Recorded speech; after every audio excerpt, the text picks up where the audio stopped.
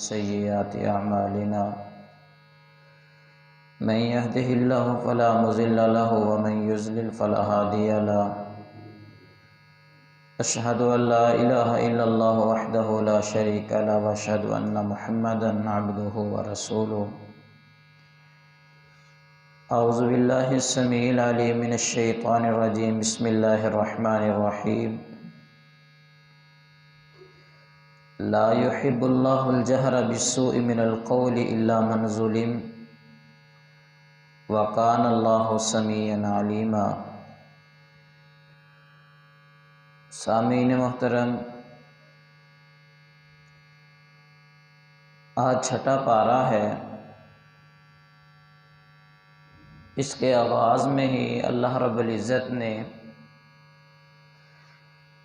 اعلانیہ برائی کرنے سے منع کیا ہے۔ الا من ظلم،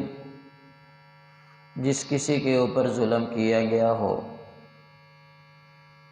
یعنی ایک تو بندہ برائی بھی کرے پھر اس کا اعلان بھی کرتا پھرے، دوسروں کو اس کے بارے میں بتاتا پھرے، اللہ اس چیز کو بالکل بھی پسند نہیں کرتے۔ ہاں، اگر کسی کے ساتھ کسی نے برا کیا ہے، ظلم کرتے ہوئے مظلوم اپنے اوپر کیے گئے ظلم کا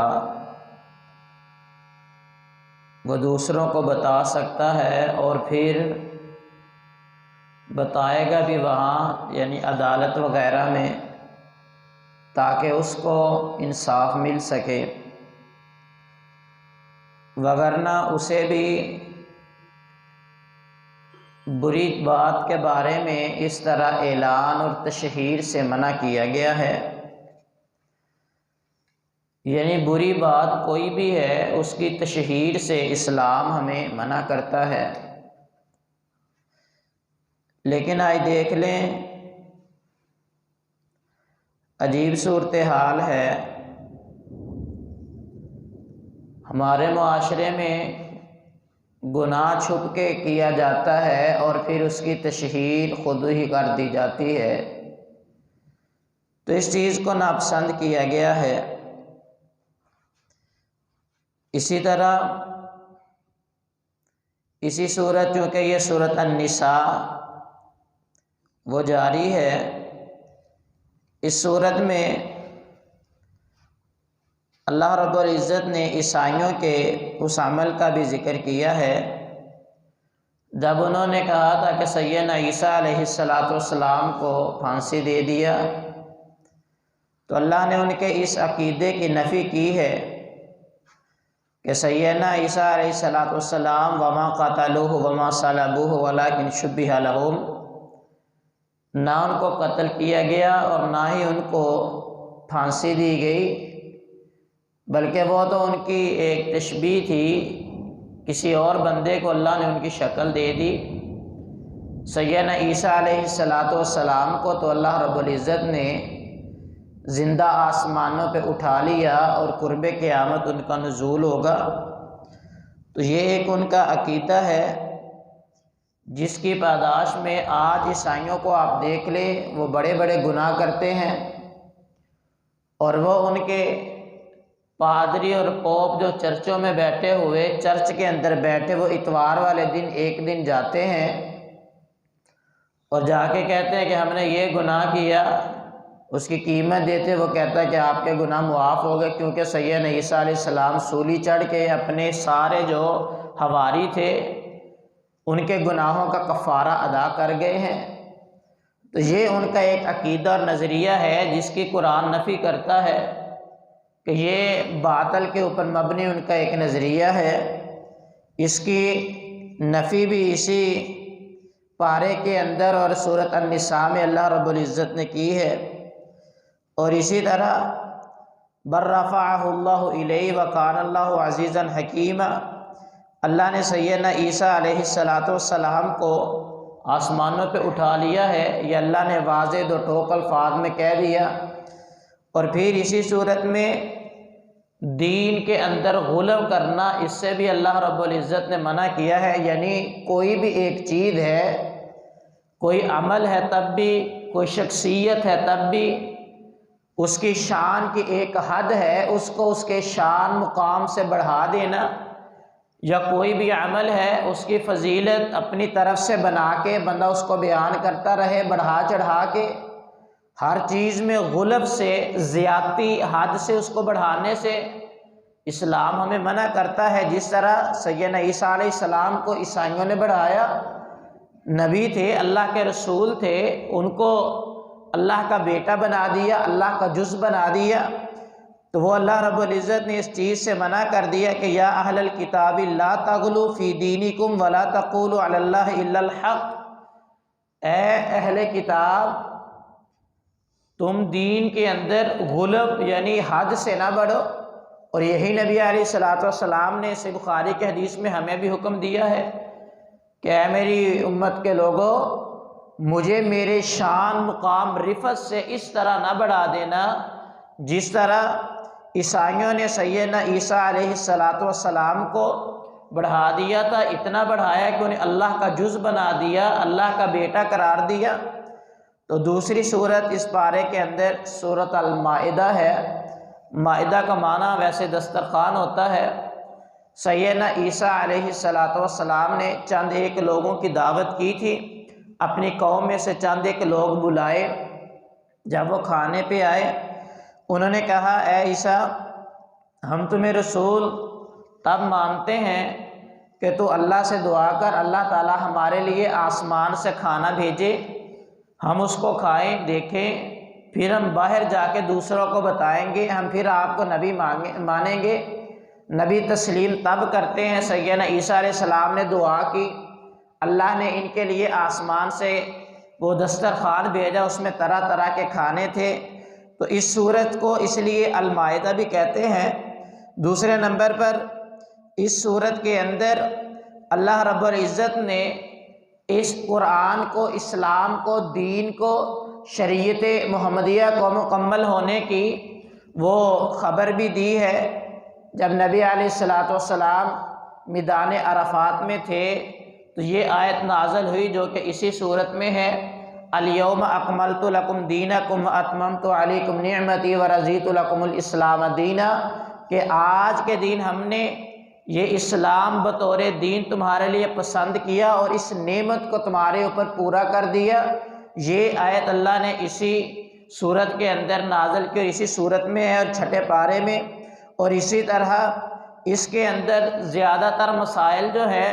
وہ جانوروں کی حلت اور حرمت کے بارے میں بھی بیان ہوئے ہیں کہ اللہ رب العزت نے یہاں پر وہ کچھ چوپائے جو کہ چرنے والے ہیں ان کو حلال قرار دیا، اور اسی طرح فرمایا یا ایھا الذین آمنوا اوفوا بالعقود،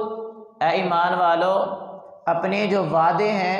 آپس کے اندر قول قرار ہوتا ہے اس کو پورا کیا کرو۔ اور یہ فرمایا احلت لکم بہیمۃ الانعام الا ما یتلی علیکم غیر محل الصید وانتم حرم، چرنے والے جو چھپائے ہیں وہ تمہارے لیے حلال ہیں،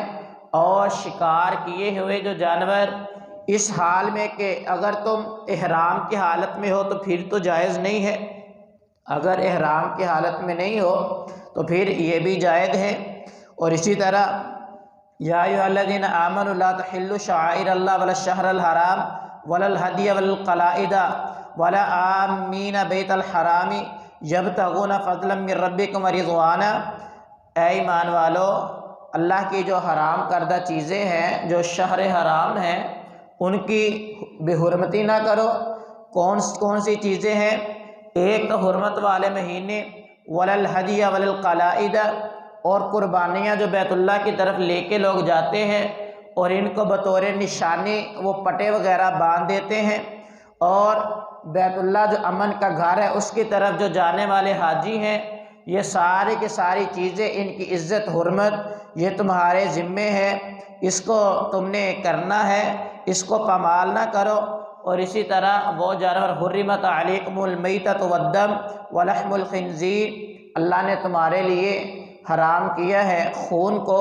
اور اسی طرح خنزیر کے گوشت کو، اور اس چیز کو جو اللہ کے علاوہ کسی اور کی طرف، کسی آستانے کی طرف، بت کی طرف، کسی قبر کی طرف، کسی پیر کی طرف، کسی چیز کی طرف بھی منسوب کر دی جائے، اس کو کسی کے نام پہ ذبح کیا جائے، یا اس کے نام پہ نیاز دی جائے، یا اس کے نام پہ اس کو قربان کیا جائے، جو بھی ہے اس کو اللہ نے حرام کیا ہے۔ اور چند ایک جانور، والمنخنقۃ والموقوذۃ والمتردیۃ والنطیحۃ وما اکل السبع الا ما ذکیتم، وہ جانور جو چوٹ لگنے سے مر جائے، ذبح کرنے سے پہلے وہ مر گیا، یا گلا گھٹنے سے مر گیا، یا کسی جانور نے اس کو مارا سینگ وغیرہ اس سے وہ مر گیا، اور یا پھر جس سے درندے کھا لیں، الا ما ذکیتم، اس سے پہلے کہ تم اس کو ذبح کر لو، اگر ذبح کرنے سے پہلے وہ مر گیا تو یہ سارے حرام ہیں۔ تو یہ چند ایک جانور جو تمہارے اوپر حرام ہیں، اور چرنے والے جو چپائے ہیں وہ اللہ نے تمہارے لیے حلال کیے ہیں۔ یہ بھی اللہ رب العزت نے اسی سورۃ المائدہ کے اندر ان کا ذکر کیا ہے۔ اور اسی طرح پھر فرمایا اسی صورت میں کہ اے ایمان والو، جو اہل کتاب کی عورتیں ہیں وہ تمہارے لیے حلال ہیں، ان سے اگر تم چاہو تو نکاح کر سکتے ہو۔ اہل کتاب کی عورتوں سے نکاح کرنا یہ تمہارے لیے جائز ہے، لیکن اس کے ساتھ ساتھ اللہ رب العزت نے ایک شرط بھی لگائی ہے، والمحصنات من المؤمنات والمحصنات من الذین اوتوا الکتاب من قبلکم اذا آتیتموہن اجورہن محسنین غیر مصافحین ولا متخذی اخدان، کہ اہل کتاب کی وہ عورتیں جو پاک باز ہیں، بدکارہ نہیں ہیں، پاک دامنہ ہیں، ان سے تم نکاح کر سکتے ہو، لیکن ایک شرط کے ساتھ، ان کا حق مار ان کو ادا کر دو۔ حق مار ادا کرنے کے بعد اور پھر ساتھ فرمایا غیر مصافحین ولا متخذی اخدان، آپس کے اندر پوشیدہ دوستیاں لگانے والے نہ ہو، اگر تمہیں اچھی لگ جائیں تو ان سے نکاح کر لو، ان کا حق مار انہیں ادا کرو اور ان کے ساتھ نکاح کر لو، یہ تمہارے لیے جائز ہے۔ جو اہل کتاب ان کی عورتوں سے نکاح کرنا، اس کو اللہ رب العزت نے جائز قرار دیا ہے۔ اور اسی صورت کے اندر اللہ رب العزت نے اس امر کا بھی حکم دیا ہے کہ آپس کے اندر جب ایک دوسرے کی مدد کرنی ہے تو وہ مدد نیکی کے اوپر ہونی چاہیے، گناہ کے اوپر نہیں۔ وَتَعَاوَنُوا بِالْبِرِّ وَالتَّقْوَىٰ وَلَا تَعَاوَنُوا بِالْإِثْمِ وَالْعُدْوَانِ، جو بھی نیکی کا کام ہو ایک دوسرے کی بڑھ چڑھ کے مدد کرنی چاہیے، اور گناہوں کے کاموں میں ایک دوسرے کی وہ بھی مدد نہیں کرنی چاہیے۔ اور اسی طرح اس کے اندر اللہ رب العزت نے چونکہ پچھلے جو سپارے ہیں ان کے اندر، اور پچھلی سورت جو خاص طور پر النساء ہے، اس میں اللہ رب العزت نے خاندان اور گھریلو معاملات کو بیان کیا۔ اب یہاں پر معاشرے کے اعتبار سے بھی، معاشرتی اعتبار سے کہ ایک معاشرہ کس طرح اس کی بنیاد رکھتے ہیں، اور اس کے چند اصول بھی اللہ رب العزت نے بیان کیے ہیں کہ یا ایھا الذین آمنوا کونوا قوامین للہ شہداء بالقسط ولا یجرمنکم شنآن قوم علی الا تعدلوا اعدلوا هو اقرب للتقوی واتقوا اللہ ان اللہ خبیر بما تعملون، کہ اے لوگو دیکھنا، کسی قوم کی دشمنی، اس کی ناپسندیدگی تمہیں اس کے اوپر ظلم کرنے کے اوپر نہ ابھارے۔ یہ نہ ہو کسی بندے کو آپ ناپسند کرتے ہیں، اس کی کوئی حرکت آپ کو پسند نہیں ہے، اور کوئی ایسا معاملہ بن جائے، ظلم کرتے ہوئے اس کے خلاف گواہی دے دو۔ کسی کی دشمنی تمہیں عدل کا دامن چھوڑنے پہ مجبور نہ کرے، یا کسی کی دشمنی کی وجہ سے تم نے عدل کو نہیں چھوڑنا۔ اور اسی طرح اسی صورت کے اندر اللہ رب العزت نے وہ حابیل اور قابیل کا واقعہ بھی بیان کیا ہے۔ حسد کی وجہ سے جب بھائی نے بھائی کو قتل کیا، تو اس بیماری سے بھی ہمیں بچنے کی تلقین ہے، اور ہمارے لیے یہ نصیحت ہے، اور کیونکہ یہ معاشرے کی بنیادی اصول ہیں، یہ حسد ایسی بیماری ہے جو معاشرے کو بگاڑ دیتی ہے۔ اور اسی طرح اسی صورت کے اندر معاشرے کے اندر ایک اور نسور بھی ہوتا ہے جو چوری کے نام سے جانا جاتا ہے، اس کی حد کو بھی اللہ رب العزت نے بیان کیا ہے کہ مسلمان بندہ چور نہیں ہو سکتا، اور یہ جو حدیں ہیں اس کو اگر بندے جس معاشرے میں بھی اپنایا جائے، اس کو فالو کیا جائے، وہاں پر یہ چوری کی ڈکیتی کی شرح جو ہے وہ بالکل کم ہو جاتی ہے۔ والسارق والسارقۃ فاقطعوا ایدیہما جزاء بما کسبا نکالا من اللہ واللہ عزیز حکیم، کہ مرد ہو یا عورت ہو جو کوئی چوری کرے اس کے ہاتھ کو کاٹ دیا جائے، جو چوری کرے گا ہاتھ کٹ جائے، آئندہ وہ اس گناہ سے باز آ جائے گا۔ اور اسی طرح پھر اسی صورت کے اندر اللہ رب العزت نے قصاص کو بھی بیان کیا ہے کہ جو قصاص ہے ہر جزء کے بدلے جزء ہے، آنکھ کے بدلے آنکھ ہے، کان کے بدلے کان ہے، ہاتھ کے بدلے ہاتھ ہے، جان کے بدلے جان ہے۔ یہ اللہ نے قصاص رکھا ہے تمہارے لیے، اور کیونکہ انسان کی ہر اعضاء کی بڑی بڑی قیمت ہے، اور ساتھ ہی اللہ رب العزت نے فرمایا کہ فالجروح قصاص، ہر ایک جو زخم ہے اس کے بدلے میں قصاص ہے۔ اگر یہ دیتیں اور یہ قصاص ہمارے معاشرے میں، ہماری عدالتوں میں انصاف کے ساتھ اس کو رائج کر دیا جائے، جو آئے دن یہ قتل کی شرح اور یہ ظلم، یہ لڑائیاں یہ بڑی حد تک ختم ہو جائیں۔ ایک آنکھ کی دیت 50 اونٹ ہے، جس کو ایک مرتبہ 50 اونٹ دینے پڑ جائیں، وہ تو اپنی نسلوں کو یہ نصیحت کرے گا کہ کسی کی آنکھ نہیں پھوڑنی، یہاں پر کچھ بھی نہیں ہوتا۔ اور اسی طرح ہاتھ کسی کا ضائع ہو جائے، کسی کی ٹانگ ضائع ہو جائے، اور جب اسے ایک مرتبہ دیت دینا پڑے نا، وہ اپنی نسلوں کو یہ نصیحت کرے گا کہ کسی کے اوپر ایسے ظلم نہیں کرنا، اتنی دیت دینا پڑے گی۔ لیکن آج ہمارا چونکہ یہ نظام نہیں ہے، اس لیے ہمیں یہ محسوس نہیں ہوتا۔ اور آخر میں اللہ رب العزت نے یہودیوں کے جو جرائم ہیں ان کو بیان کیا ہے کہ اللہ رب العزت نے ان سے پختہ عہد لیا تھا، لیکن انہوں نے اللہ کے عہد کو توڑ دیا، اللہ کے عہد کی پاسداری نہ کر سکے۔ یہ اللہ رب العزت نے ان کی ساری بد عہدیاں بھی اس پارے کے اندر بیان کی ہیں۔ پھر آخر میں اللہ رب العزت نے یہودیوں کے بعد پھر عیسائیوں کی بد عہدیوں کو بیان کیا ہے، ان کے باطل نظریات جو ہے ان کو بیان کیا ہے کہ یہ عیسائیوں کے باطل نظریات کیا تھے۔ جب انہوں نے یہ عیسائیوں کا یہ نظریہ تھا کہ سیدنا عیسیٰ علیہ السلام وہ اللہ کے بیٹے ہیں، اور اللہ رب العزت نے انہیں ان کے اس عقیدے کو یہاں پر بیان کیا ہے کہ لَقَدْ كَفَرَ الَّذِينَ قَالُوا إِنَّ اللَّهَ هُوَ الْمَسِيحُ ابْنُ مَرْيَمَ وَقَالَ الْمَسِيحُ يَا بَنِي إِسْرَائِيلَ اعْبُدُوا اللَّهَ رَبِّي وَرَبُّكُمْ۔ اور اسی طرح اللہ رب العزت نے ان کے اس عقیدے کو بھی بیان کیا ہے لَقَدْ كَفَرَ الَّذِينَ قَالُوا إِنَّ اللَّهَ ثَالِثُ ثَلَاثَةٍ، جسے عقیدہ تثلیث کہتے ہیں۔ اور آخر میں اللہ رب العزت نے مومنوں کی صفات کو بیان کیا ہے کہ مومنوں کی صفات کیا ہیں۔ مومن وہ ہوتے ہیں کہ جو بھی اللہ رب العزت حکم دے اس کو مانتے ہیں، جس سے منع کر دے اس سے رک جاتے ہیں، اور یہ مومنوں کی ایک وتیرہ ہے۔ اللہ نے عیسائیوں کے بھی عقائد کو یہاں پر بیان کیا، یہودیوں کے بھی، یہودیوں نے بد عہدی کی، عیسائیوں نے اللہ کے ساتھ اوروں کو شریک ٹھہرا دیا، جبکہ مومن جو ہیں وہ سارے کے سارے ان سے الگ ہوتے ہیں۔ جو بھی اللہ کی طرف سے حکم مل جائے اپنے سر کو تسلیم خم کر دیتے ہیں۔ ہمیں بھی چاہیے کہ جو مومنین کی صفات اللہ رب العزت نے یہاں پر بیان کی ہیں کہ مومن کون ہوتا ہے، یا ایھا الذین آمنوا من یرتد منکم عن دینہ فسوف یأتی اللہ بقوم یحبہم ویحبونہ